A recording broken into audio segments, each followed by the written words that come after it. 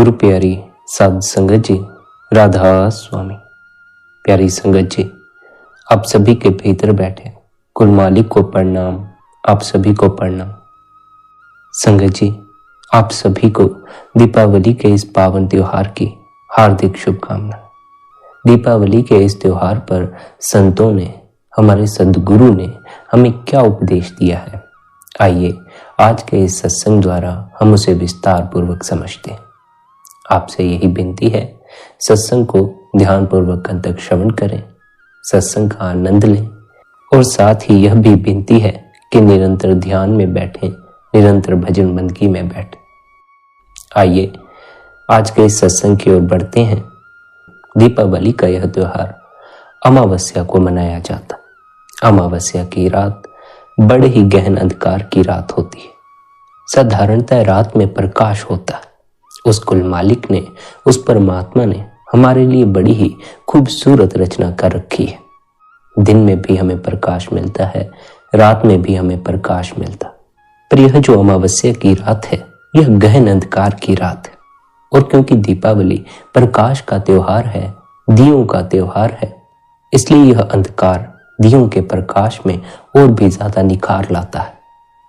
यदि हम किसी कमरे में जहां की लाइट जगी हुई हो वहां दिए को लेकर जाएं, तो शायद हमें कभी भी दिए के प्रकाश का पता ही ना चले।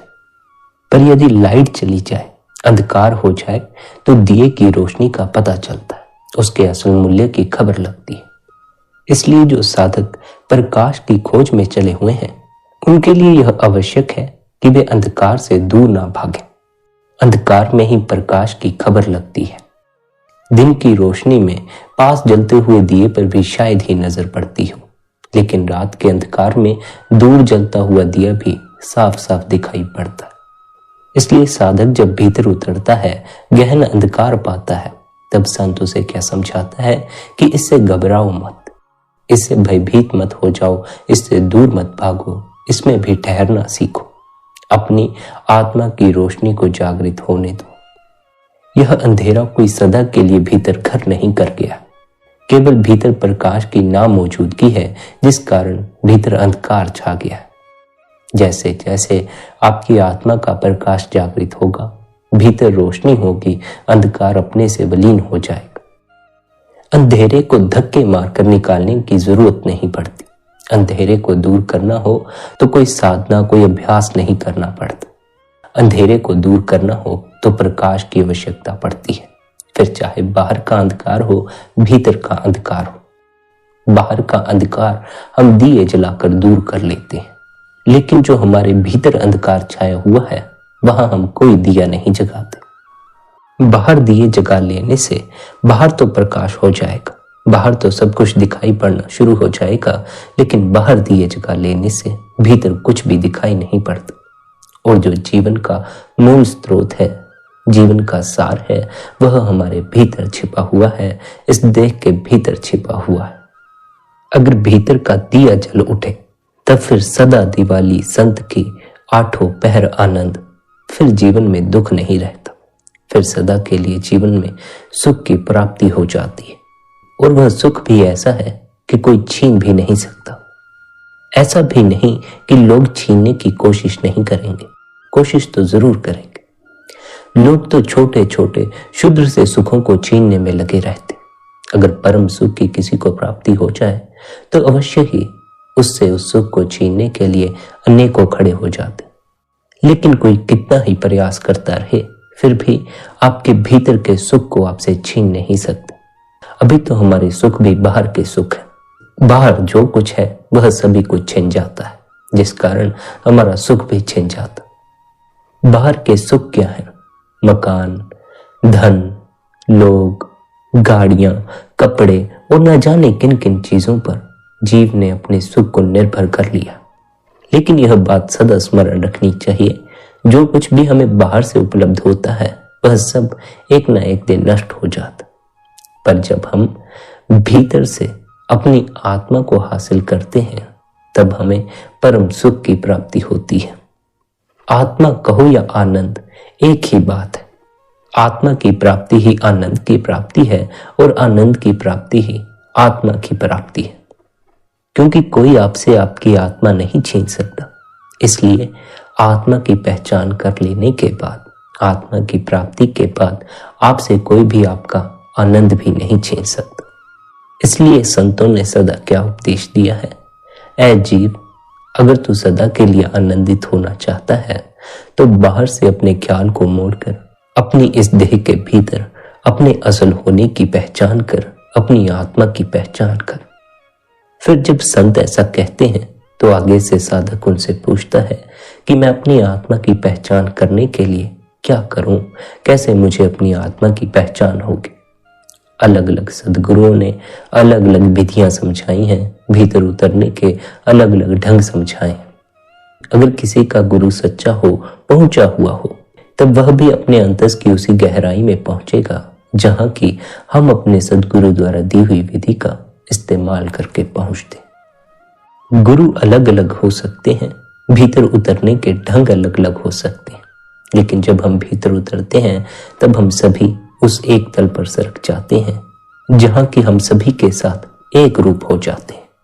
अभी तो हम एक दूसरे से भिन्न हुए बैठे हैं, अभी तो हम दूसरों को दूसरा ही समझते हैं, दूसरों को पापी, संत, चोर, लुटेरा, मित्र, रिश्तेदार, अपना या पराया समझते हैं। अभी हम दूसरों को प्रभु नहीं समझते, और केवल समझ लेने से बात बन भी नहीं जाती है। अनेकों संत सद्गुरुओं ने बार बार यह उपदेश दिया है, सभी में परमात्मा है, सभी परमात्मा के रूप है। लेकिन अनेकों बार यह उपदेश सुनने के बाद भी जीव वैसा का वैसा ही है। जीव को दूसरे में परमात्मा का अनुभव नहीं होता, वह दूसरे को प्रभु मानने को राजी नहीं। इससे उसके अपने अहंकार को भी ठेस पहुंचती है। यदि वह किसी दूसरे को परमात्मा स्वीकार करता है तो यह उसकी बर्दाश्त से बाहर हो जाता। अगर आपका आपके पड़ोसी से झगड़ा है, बनती नहीं है, रोज विवाद होता है, तब फिर आप उसे कभी भी परमात्मा स्वीकार करने को राजी नहीं होंगे। अगर आपसे कह भी दिया जाए कि यह भी परमात्मा का ही रूप है, इसे भी परमात्मा के रूप में ही स्वीकार करो, तब भी आप उसके लिए तैयार नहीं होंगे। आप कहेंगे ये और परमात्मा का रूप कभी भी नहीं हो सकता, यह तो दुष्ट है, शैतान है।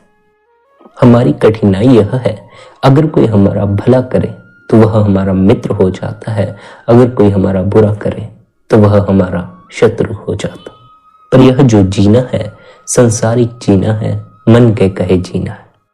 जो साधक, जो जीव परमात्मा की खोज में चले हैं, अपने ही भीतर बैठे प्रियतम प्यारे से मिलाप करना चाहते हैं, उनके लिए यह समझ लेना बड़ा आवश्यक है कि यहाँ ना तो कोई हमारा मित्र है, ना कोई यहाँ अपना शत्रु है, ना तो यहाँ कोई अपना है, ना कोई यहाँ पराया है।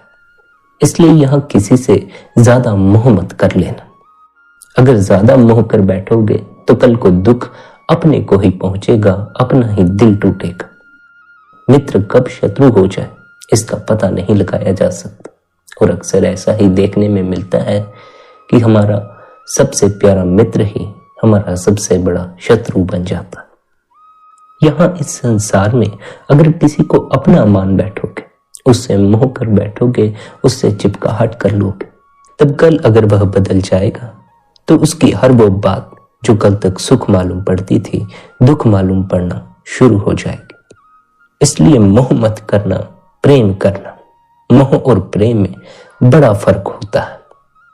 मोह दूसरों को बंधन में बांधता है, दूसरों पर शर्तें लागू करता है, दूसरों के लिए सीमाएं खींच देता है।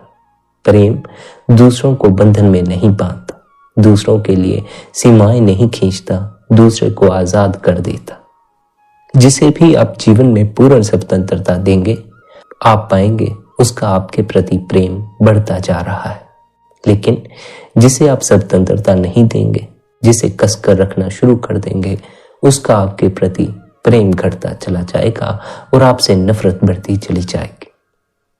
अगर चाहते हो दूसरों से प्रेम मिले तो दूसरों पर बोझ मत बनना, उन्हें स्वतंत्र छोड़ देना, उन पर अपनी मान्यताएं मत थोपना, अपने विचार मत थोपना। आपको आपका जीवन मिला था, आपकी जैसी मौज थी, आपने वैसा जिया। अब दूसरे को उसका जीवन जीने देना। दूसरे की जैसी मौज हो उसे वैसे ही जीने देना, उसमें दखल मत देना। बदले में पैसे तो नहीं मिलेंगे, लेकिन प्रेम जरूर मिल जाएगा। और जिन्हें प्रेम मिला है वे जानते हैं, अगर प्रेम मिल जाए तो बाकी चाहे कुछ ना मिले कोई फर्क नहीं पड़ता। अगर प्रेम मिल जाए तो संसार का जो कुछ मिला है, बाहर का जो कुछ हासिल किया है, सभी कुछ फीका पड़ जाता, क्योंकि प्रेम भीतर की घटना है, बाहर की घटना नहीं। प्रेम आपके भीतर घटित होता। जो कुछ भी जीवन में आपको भीतर से उपलब्ध होगा वह आपको आनंद से भर जाएगा, लेकिन जो कुछ भी आप बाहर से हासिल करने में लग जाएंगे वही कुछ आपके जीवन का आनंद छीनता चला जाएगा, क्योंकि बाहर से कुछ हासिल करने में ही दौड़ शामिल है, और जितना दौड़ोगे उतना थकोगे, उतनी शक्ति भीतर से द्रोहित होगी। और फिर उसका परिणाम क्या होगा? परिणाम यह होगा कि सुंदर होते हुए भी सुंदरता खो जाएगी। जीवन में दुख तो कोई नहीं होगा, लेकिन खुशी खो जाएगी। बहुतों के साथ तो ऐसा ही होता, दुख तो कोई नहीं लेकिन खुशी भी कोई नहीं। बड़ी ही अजीब बात है। एक तरफ तो आदमी सोचता है कि दुख है इसलिए वह सुख का अनुभव नहीं कर पा रहा, लेकिन जब वह अपने सभी दुखों को दूर कर लेता, धन इकट्ठा कर लेता है, ऊंचा मकान बना लेता है, अच्छा परिवार उसको मिल जाता है, उसके बाद भी उसे सुख का कोई अनुभव नहीं होता। वह अपने को खाली ही पाता है, अतृप्त ही पाता। तृप्ति बाहर से कभी भी नहीं मिलेगी, चाहे कितना ही खोजते रहो। इसलिए सभी संतों ने भीतर उतरने का उपदेश दिया, भीतर छिपे खजानों को हासिल करने का उपदेश दिया। संत सदा समझाते आए हैं, ऐ प्यारे, तेरी बाहर की कमाई तो लूट ली जाएगी, लेकिन जो भीतर की कमाई है इसे तुझसे कोई नहीं लूट सकता। यम भी तुझसे छीन नहीं सकते। यम भी उनके निकट नहीं आता जो प्रभु के नाम की कमाई करते हैं, जिन्होंने किसी पूर्ण सद्गुरु का पल्ला पकड़ा हुआ है। सभी धर्मों ने सद्गुरु के महत्व को सबसे ऊंचा बताया। क्यों? क्योंकि साधारण जीव का जो देखने का ढंग है, उस ढंग से परमात्मा दिखाई नहीं पड़ता। वह ढंग है बाहर देखने का ढंग। और यह ख्याल रखना, अगर आंख बंद करके ध्यान में बैठकर भी भीतर बाहर का संसार ही दिखाई पड़ता है, बाहर के लोग, बाहर के पदार्थ ही दिखाई पड़ते हैं, बाहर के दृश्य दिखाई पड़ते हैं, तब फिर अभी भीतर देखने का ढंग नहीं आया, अभी बाहर ही बाहर देखे जा रहे हो। भीतर देखकर भी जीव भीतर नहीं देख पाता। ध्यान में बैठता है, भीतर देखने के लिए उतरता है, लेकिन बाहर के दृश्य देखकर ही लौट आता।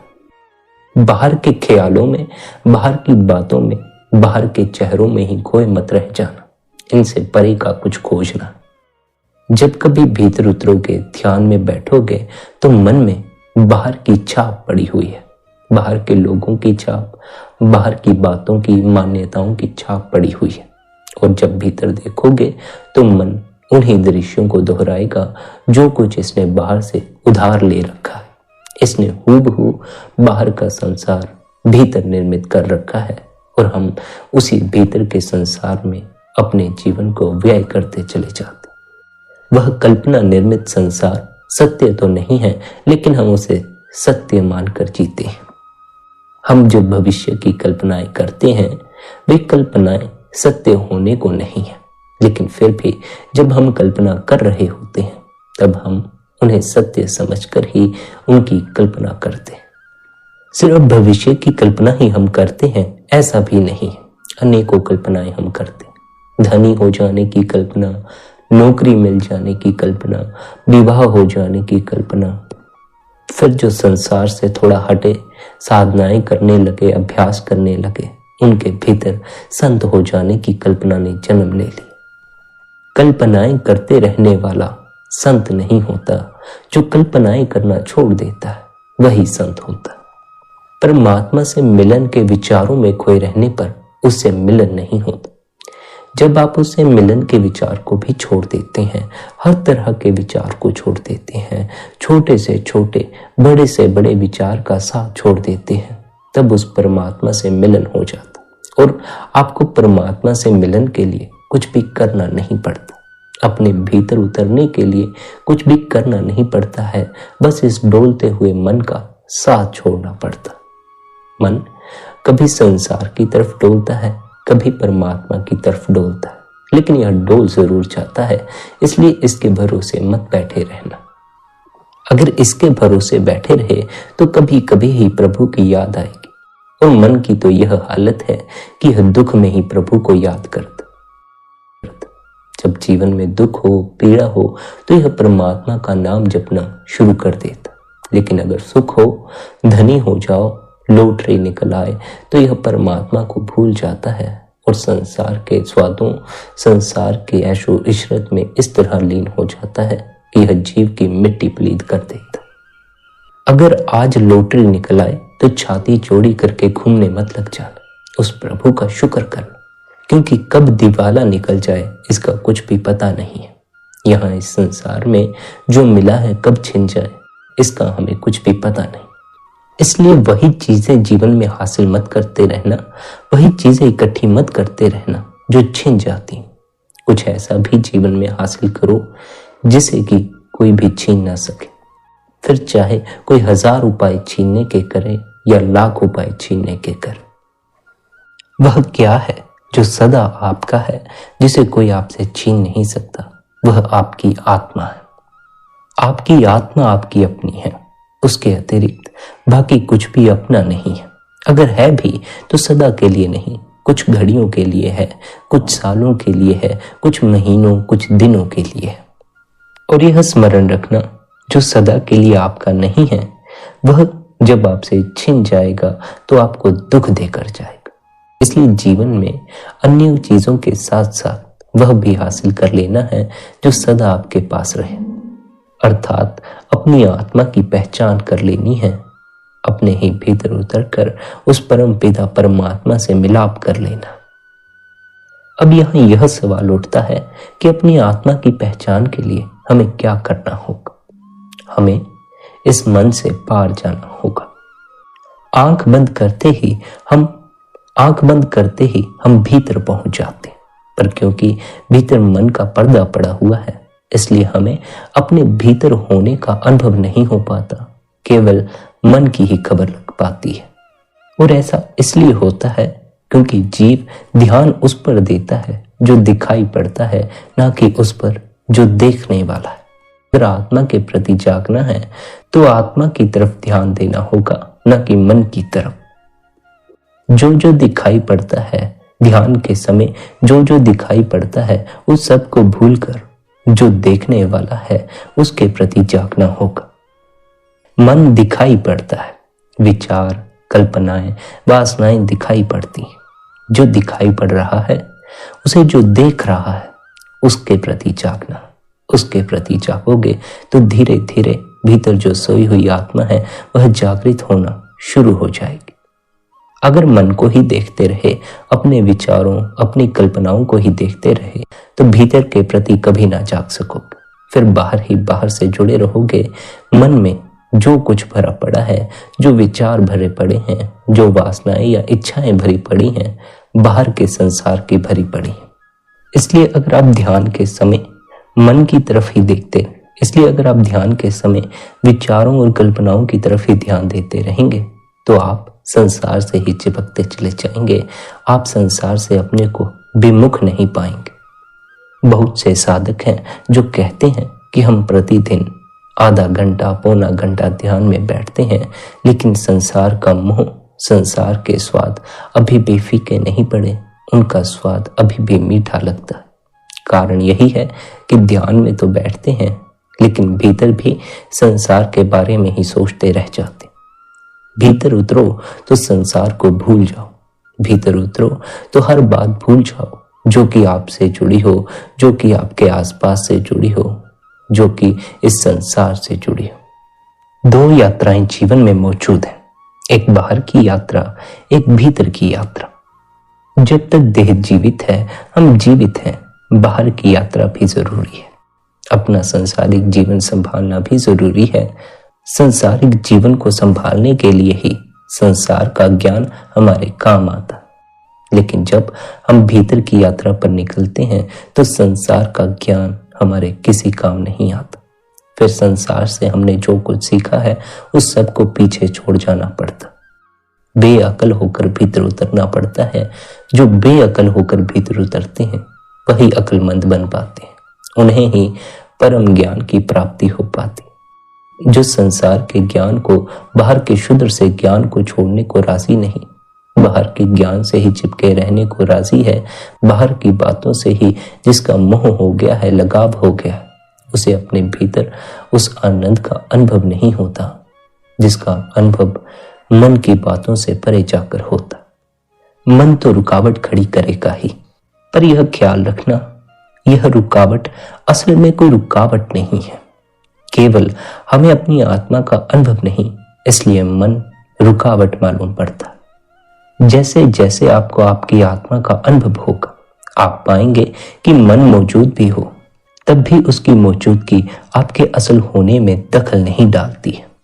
और यहाँ यह भी ख्याल रख लेना कि अगर मन को हटाने में लग गए तो मन को तो कभी नहीं हटा पाओगे, उल्टा अपनी आत्मा की पहचान करने से भी वंचित हो जाओगे, जीवन विक्षिप्त हो जाएगा। मन के साथ की गई लड़ाई का परिणाम सदा ही भयानक निकलता, इसलिए मन के साथ लड़ने में मत लग जाना।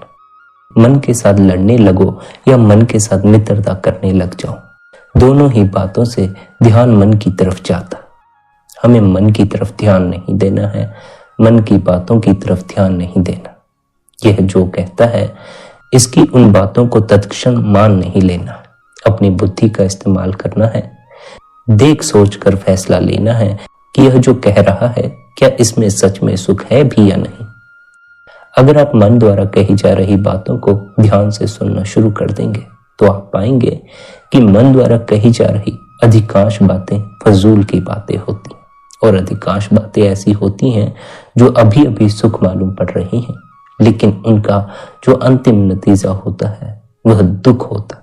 लेकिन फिर मन में कुछ प्रभु की याद भी होती है, सद्गुरु का सत्संग भी होता, वही हमें प्रेरित करता है असल की पहचान करने के लिए।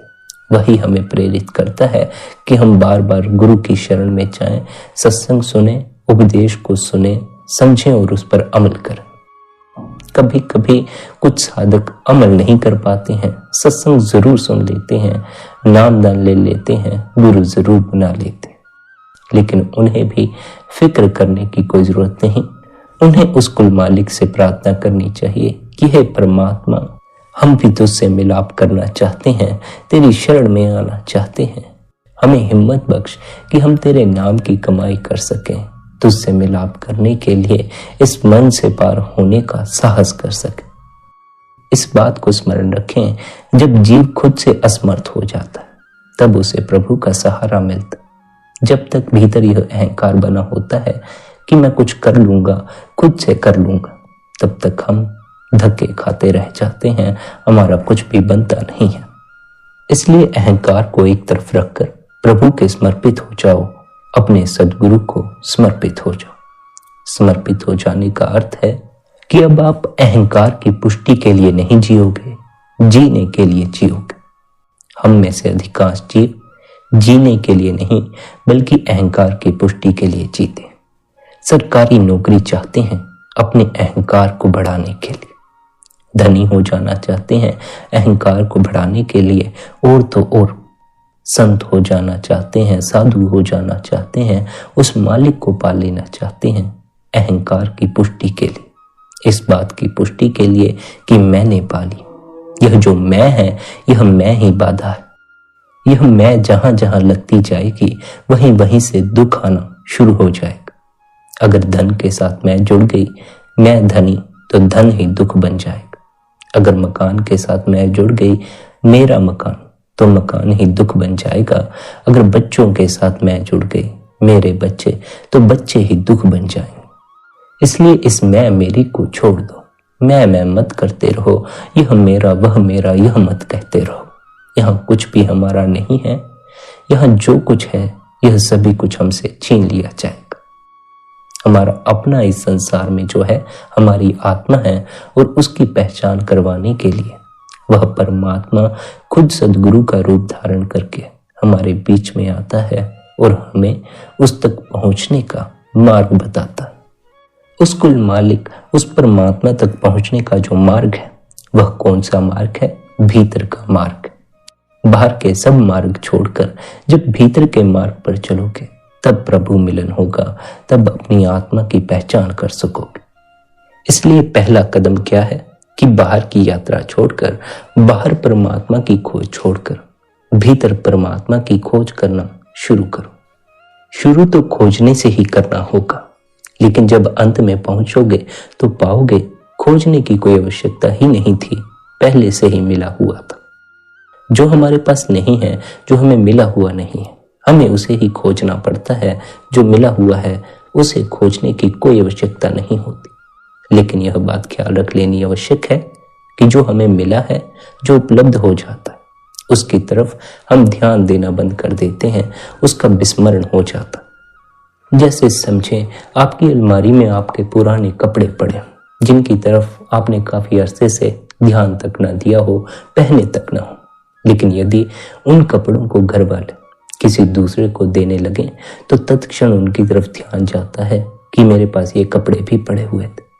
फिर वे कपड़े दूसरे को देने का दिल नहीं करता, खुद भले ही हमने कई महीनों से हाथ तक ना लगाया हो। जो हमारे पास मौजूद है, हम उसकी तरफ तब तक ध्यान नहीं देते जब तक कि वह हमसे छिनने वाला ना हो। ऐसा ही हाल हमारा देह के संबंध में है। देह का छिन जाना हमें देह के होने की खबर देता है। लेकिन जब तक देह मौजूद है, ठीक ठाक है, कोई रोग कोई बीमारी नहीं है, तब तक हम इस देह की तरफ ध्यान ही नहीं देते। तब तक हमें यह पता ही नहीं चलता कि यह देह हमें मिली हुई है और देह सदा के लिए इस संसार में कायम नहीं रह सकती। हम मूर्छित हो जाते हैं, हम मूर्छित होकर जीते हैं, यह सोचकर जीते हैं कि हम सदा के लिए जीने वाले हैं, अनंत काल के लिए जीने वाले हैं। और इसी भूलेखे में बैठे रहकर हम अपने भीतर नहीं उतरते। हम सोचते हैं अभी तो हमारे पास बहुत समय बाकी है, भीतर की यात्रा बाद में कर लेंगे, प्रभु का नाम बाद में जप लेंगे। बाद में उम्र हाथ से निकल जाती है और हम अपनी आत्मा की पहचान नहीं कर पाते। जब हम इस संसार से बिना अपनी आत्मा की पहचान किए चले जाते हैं तो उसका नतीजा क्या निकलता है? हम फिर से देह के बंधन में बंधे हुए यहीं वापस लौट आते। जिन्हें तो यह संसार अच्छा लगता है, यहाँ के स्वाद मीठे लगते हैं, उनके लिए तो यह खुशी की बात है कि वे वापस यहीं लौट आएंगे। लेकिन जो यहाँ से ऊब चुके हैं, जिन्होंने यहाँ के सत्य को देख लिया, जिन्होंने देख लिया कि यहाँ सिवाय दुख के कुछ नहीं मिलता, कितना ही कुछ सुखी होने के लिए कुछ भी करते रहो, फिर दुख लौट आता है। वे क्या चाहते हैं? वे चाहते हैं कि हमें दोबारा इस संसार में आना ना पड़े, दोबारा हमें आवागमन के चक्कर में ना फंसना पड़े, दोबारा हमें जन्म मरण में ना फंसना पड़े, हमारी मुक्ति हो जाए, हमें परम सुख की प्राप्ति हो जाए। उसी की खोज करते करते साधक पूर्ण गुरु की शरण में पहुंच जाते। फिर पूर्ण गुरु उन्हें क्या उपदेश देता है? पूर्ण गुरु उन्हें समझाता है, अगर जन्म मरण के चक्कर से मुक्त होना है, 84 के जेल खाने से मुक्त होना है, तो अपनी आत्मा की पहचान करो। यह जो हम नाम की कमाई करते हैं, यह नाम की कमाई भी अपनी आत्मा की पहचान के लिए करते हैं। जो नाम हमें सद्गुरु द्वारा दिया जाता है, उस नाम की कमाई करने से हमें अपने भीतर धुनात्मक नाम की खबर लगती है। जब हम धुनात्मक नाम से जुड़ते हैं, उस धुनात्मक नाम की कमाई करने से, उसमें निरंतर अपनी लिव जोड़ने से हमें अपनी आत्मा की पहचान होती है। इसलिए हमें इस बात को सदा स्मरण रखना है, हमें वर्णात्मक नामों से ही चिपके नहीं रह जाना, हमें धुनात्मक नाम से जुड़ने की कोशिश करनी है। वर्णात्मक नाम के द्वारा हम धुनात्मक नाम तक पहुंच सकते, लेकिन अगर हम वर्णात्मक नामों तक ही ठहरे रह जाएं, फिर धुनात्मक नाम की कोई खबर नहीं लगती। और धुनात्मक नाम, वह अनहद शब्द, वह प्यारी से प्यारी धुन ही हमें हमारी सुर्त का अनुभव करवाती, हमारी सुर्त को खींचकर ऊपर की ओर ले जाती है और उस परमात्मा में समा देती।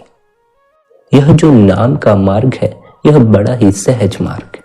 जिन साधकों को नाम की धुन सुनाई पड़ना शुरू हो जाती है, उन्हें कोई साधना, कोई अभ्यास करने की आवश्यकता नहीं रह जाती। जब उन्हें धुन सुनाई पड़ती है, उन्हें उस समय अपने ध्यान को धुन से जोड़ देना होता। और यह बात ख्याल रखें, जिन्हें अनहद शब्द सुनाई पड़ता है, उन्हें शब्द को जबरदस्ती सुनने की चेष्टा नहीं करनी चाहिए। अगर आप जोर जबरदस्ती शब्द को सुनने की कोशिश करेंगे तो शब्द सुनाई पड़ता पड़ता ही सुनाई पड़ना बंद हो जाएगा। इसलिए अपनी तरफ से जोर जबरदस्ती करने मत लग जाना। सहज ढंग से शब्द को सुनना। धीमा सुनाई पड़े तो सहजता से धीमा सुन लेना, ऊंचा सुनाई पड़े तो सहजता से ऊंचा सुन लेना। लेकिन अपनी तरफ से ऐसी आशाएं भीतर खड़ी मत करना कि मुझे शब्द धीमा सुनाई पड़ रहा है, मुझे शब्द ऊंचा क्यों नहीं सुनाई पड़ रहा। बहुत से साधक हैं जो कहते हैं हमें शब्द बड़ा ही धीमा सुनाई पड़ता है, ऊंचा सुनाई नहीं पड़ता। क्या हमारे कुछ करने में कमी रह जा रही है? इस बात को स्मरण रखना, अगर शब्द को सुनने के लिए कुछ करोगे तो वह करना ही कमी पैदा कर देता।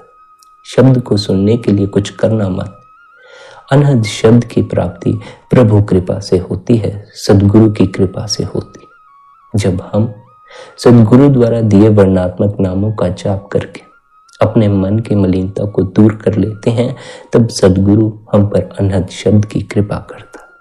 क्यों? क्योंकि अनहद शब्द की प्राप्ति के बाद जीव कुल मालिक से जुड़ जाता। कुल मालिक से जुड़ोगे तो उसके गुण भी आपके भीतर आएंगे। ऐसा भी हो सकता है कि फिर आप जो बोले वह सच हो जाए। इसलिए मलिन मन इस मार्ग पर ज्यादा दूर तक सफल नहीं हो पाता, क्योंकि अगर भीतर मलिनता हो गई तो वह दूसरों के बुरे के लिए भी बोल सकता। उस ऊंची अवस्था में पहुंचकर अगर आप दूसरों का बुरा मांगते हो, अगर आप दूसरों के लिए बुरा बोलते हो, तो दूसरों का भी बुरा होगा और उससे आपको भी नुकसान पहुंचेगा, आपकी कमाई में भी फर्क पड़ जाएगा। इसलिए आपसे यह विनती है कि दूसरों को बुरा बोलना बंद कर दें। जिन्होंने आपको बुरा कहा है उनको भी माफ कर दें और आज इस दीपावली के पावन अवसर पर अपने हृदय में प्रेम का दिया जगा लें। यह बात भी ख्याल रखें कि प्रेम का दिया भी आपके भीतर पहले से जगा हुआ है, उसे भी जगाने की आवश्यकता नहीं। केवल भीतर मन का पर्दा है, जिस पर्दे के कारण दिए का प्रकाश दिखाई नहीं पड़ता। जैसे समझें हम रोशनी से भरे हुए लैंप को अंधेरे से भरे कमरे में ले जाते हैं तो पूरा कमरा रोशन हो जाता। पर यदि हम उस लैंप के आसपास उसके इर्द गिर्द कपड़े लपेटते चले जाएं, पर्दे लपेटते चले जाएं, तो एक क्षण आएगा जब उस लैंप का प्रकाश पर्दों को पार नहीं कर पाएगा और वह प्रकाश दिखाई पड़ना बंद हो जाएगा। फिर जैसे जैसे हम उसके इर्द गिर्द लपेटे हुए पर्दे उतारना शुरू करते हैं, धीरे धीरे उसका प्रकाश भी प्रकट होना शुरू हो जाता। ऐसा ही हमारे भीतर के दिए पर मन का पर्दा पड़ा हुआ है। वासनाओं के मोटे पर्दे हैं, इच्छाओं और कामनाओं के मोटे पर्दे पड़े। इन पर्दों को धीरे धीरे उतारते जाना। एक ही दिन में आप अपनी इच्छाओं और वासनाओं को छोड़ने में सफल नहीं हो जाएंगे। धीरे धीरे छोड़ो, एक एक करके छोड़ते जाओ। अपने इस मन को देखते रहो। जो व्यर्थ की वासनाएं हैं, व्यर्थ की इच्छाएं हैं, उन्हें छोड़ते चले जाओ। मन कभी यह नहीं देखता कौन सी इच्छा व्यर्थ है, कौन सी इच्छा सार्थक है, कौन सी वासना व्यर्थ है, कौन सी वासना सार्थक। यह तो आपको ही देखना है। मन तो केवल इच्छा खड़ी करेगा। मन का काम है इच्छाएं और वासनाएं पैदा करना। बुद्धि का काम है कि वह देख सोच कर परख कर फैसला ले, क्या करना सही है, क्या करना गलत है। अंधों की तरह ही मन के पीछे भागते मत रहो। इसकी इच्छाओं और वासनाओं के पीछे मत भागते रहो। इन इच्छाओं और वासनाओं के मोटे पर्दों ने ही हमारे भीतर के प्रकाश को ढका हुआ है। और ये इच्छाएं और वासनाएं एक आध भी नहीं है, अनेकों हमारे भीतर भरी पड़ी। अनेकों इच्छाओं के पर्दे, अनेकों वासनाओं के पर्दों ने भीतर के दिए के प्रकाश को ढक रखा। धीरे धीरे इन इच्छाओं और वासनाओं को छोड़ो। एक एक करके एक एक पर्दे को उतारते जाओ। जल्दबाजी कोई नहीं है, बड़ा समय बचा हुआ है। धीरे धीरे हर इच्छा और वासना से अपने को परे करते चले जाओ। और अगर ऐसा करने में कठिनाई मालूम पड़ती हो तो गुरु द्वारा दी हुई विधि का इस्तेमाल कर लो। सद्गुरु ने जो अभ्यास आपको दिया है, आपके ही लाभ, आपके ही फायदे के लिए दिया। गुरु जानता है जब साधक भीतर की यात्रा पर निकलता है, कई तरह की रुकावटों का सामना करता है। कई बार तो शिष्य को समझ ही नहीं आता कि मुझे भीतर उतरने के लिए करना क्या। इसलिए सद्गुरु उसे भीतर उतरने का तरीका समझा देता। उस तरीके पर अमल करो, अपने गुरु द्वारा दिए अभ्यास को निरंतर करते रहो। अगर सद्गुरु पर भरोसा हो, सद्गुरु के दिए हुए अभ्यास पर भरोसा हो, तो शिष्य अवश्य ही उस कुल मालिक से मिलाप करने में समर्थ हो जाता। पर क्योंकि हमें सद्गुरु पर भरोसा नहीं हो पाता, जिस कारण हम सद्गुरु द्वारा कही बात पर अमल भी नहीं कर पाते। केवल उपदेश को सुन लेने भर से कुछ भी हासिल नहीं होगा, उस पर अमल करना होगा। अमल करने से ही परम आनंद की प्राप्ति होती है। अवश्य ही भजन बंदगी करने को जी नहीं करेगा, ध्यान में बैठने को या जिसके गुरु ने जो अभ्यास दिया है वह अभ्यास करने को जी नहीं करेगा।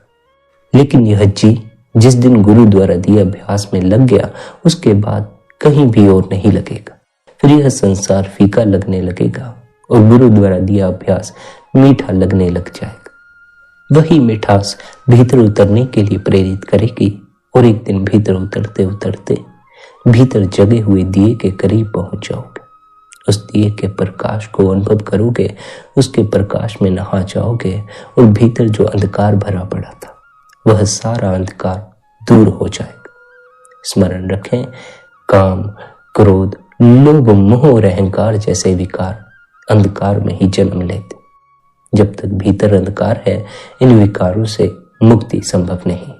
जब भीतर प्रकाश जागृत हो जाता है, ये विकार अपने से दूर हो जाते हैं और इनकी जगह पर शील, संयम और शांति का जन्म हो जाता। बाहर के शोर शराबे से परे जाकर जंगलों पहाड़ों में बैठ जाना शांति हासिल कर लेना नहीं होता। शांति हासिल कर लेने का अर्थ है अपने भीतर की गहराई में उतर जाना, अपने भीतर छिपे शून्य देश में प्रवेश कर जाना। उस शून्य देश तक पहुंचने के लिए अनेकों साधनाएं, अनेकों विधियां इस संसार में मौजूद।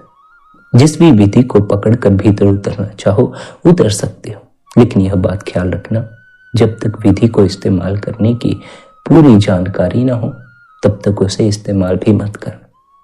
अधिकांश विधियां ऐसी आज मौजूद हैं जिन्हें बनाने वाले गुरु आज संसार में मौजूद नहीं, इसलिए उन्हें कैसे ठीक ढंग से करना है इसकी हमें समझ उपलब्ध नहीं हो सकती। जो गुरु संसार में मौजूद है उसके द्वारा दी गई विधि को हम ठीक से समझ सकते हैं, उसकी मौजूदगी का लाभ उठा सकते हैं। उसकी मौजूदगी में उसके द्वारा दी गई विधि का इस्तेमाल करने से, उसके द्वारा दिए अभ्यास को निरंतर करते रहने से धीरे धीरे हम अपने अंतस की गहराई में उतरते चले जाते। भीतर छिपी बैठी है हमारी आत्मा, भीतर छिपा बैठा है परमात्मा। इसलिए हमें भी भीतर की तरफ नजर करनी होगी, भीतर की यात्रा पर चलना होगा। भीतर की इस यात्रा पर चलने के लिए हमें किन किन बातों का ख्याल रखना चाहिए, इसके बारे में हम कल के खास सत्संग में विस्तार पूर्वक समझेंगे। आपसे यही विनती है कि आप कल का सत्संग भी अवश्य सुनें। संगत जी, अंत में आपसे यही विनती है कि निरंतर अपने गुरु द्वारा दिया अभ्यास करें, निरंतर कुछ समय अपने आप को दें, इस मन की बातों से अपने को परे कर लें और अपने सद्गुरु पर, उस कुल मालिक पर भरोसा रखें। जिसने आप पर नाम की बख्शिश की है वह आपको मुक्ति के दरवाजे तक भी अवश्य पहुंचा देगा। लेकिन आपको अपनी तरफ से भी कमाई करनी है, अपनी तरफ से भी मेहनत करते रहना। इसी के साथ आज के इस सत्संग को यहीं पर विश्राम देते हैं। शेष सत्संग कल फरमाया जाएगा। आप कल का सत्संग भी अवश्य सुने। आज के इस सत्संग को इतने प्रेम और प्यार से सुनने के लिए आप सभी का धन्यवाद। आपके भीतर बैठे परमात्मा को प्रणाम, मेरा प्रणाम स्वीकार करें। राधा स्वामी जी।